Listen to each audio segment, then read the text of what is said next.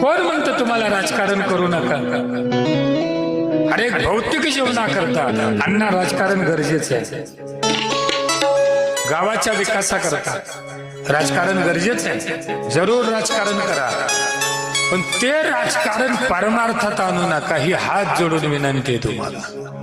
सप्ताह आहे ना, सप्त्यामध्ये राजकारण आणू नका, धर्म कार्यामध्ये राजकारण आणू नका.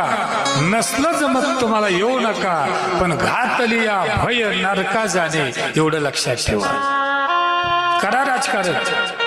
ग्रामपंचायत आली ना, एवढं ताणून धरायचं असो, एवढं ताणायचं, एवढं. अरे आपापली हिंमत आहे ती, लावायची हिंमत. आपण राजकारण आहे ते, मजा आहे त्याच्यामध्ये सुद्धा मजा आहे. एवढं ताणायचं, एवढं असं वाटलं पाहिजे बाहेर गावच्या लोकांना आता नक्की जवळा बाजारमध्ये काहीतरी होतंय.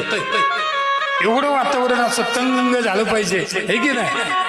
पण ज्या दिवशी पेट्या गावाच्या बाहेर जातील त्या दिवशी दोन्ही पार्टीनं एकत्र यायचं आणि ज्याची सरशी होणार आहे अशा पार्टीला दुसऱ्या पार्टीने म्हणायचं, लय मेहनत केली गड्या, पण तुमचेच लोक निवडून येणार आहेत पाजाच्या हात. याला राजकारण म्हणतात.